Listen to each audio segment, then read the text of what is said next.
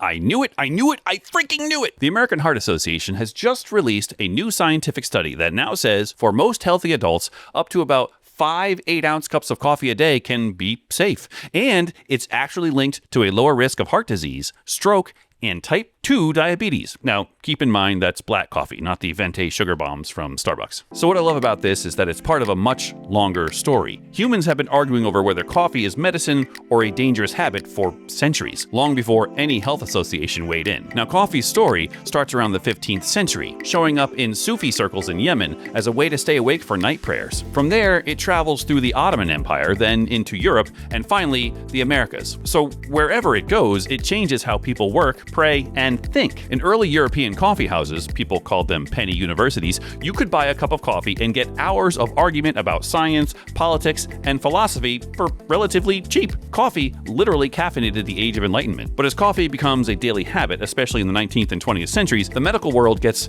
kinda suspicious about it. Doctors worry that it spikes blood pressure, triggers heart attacks, and wrecks your nervous system. Early studies often lump coffee drinkers in with heavy smokers and stressed workers, and that's not really fair. So coffee ends up being on trial for crimes that it probably didn't commit. As research methods improve, scientists start untangling all of those confusions, and once you separate coffee from smoking and junk food diets, the picture completely shifts. Like I said before, moderate regular coffee drinking doesn't consistently increase heart risks. In fact, a lot of the large long-term studies line it up with the lower risk of heart failure, stroke, and other debilitating conditions. Now, that slow reversal is why the American Heart Association's new statement shouts out the rooftops the way that it does. Looking across decades of data, they conclude that for most healthy adults, up to 5 cups of filtered, caffeinated coffee a day appears to be safe and is linked to lower cardiovascular and metabolic risk. Of course, there are caveats. We are talking about relatively plain filtered coffee. Turn it into a dessert with mountains of sugar and cream, and those heart benefits, well, they start disappearing. Duh. And this isn't a free pass for everyone, of course, because people who are pregnant,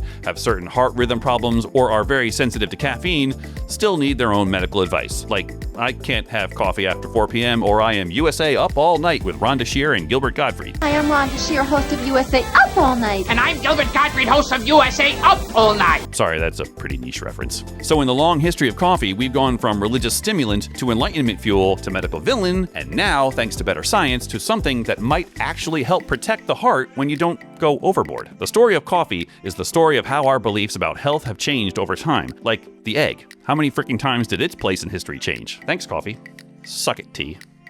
If you want more deep dives where history and modern science collide, go ahead and give me a follow, and tell me in the comments, is this enough justification for your daily coffee habit?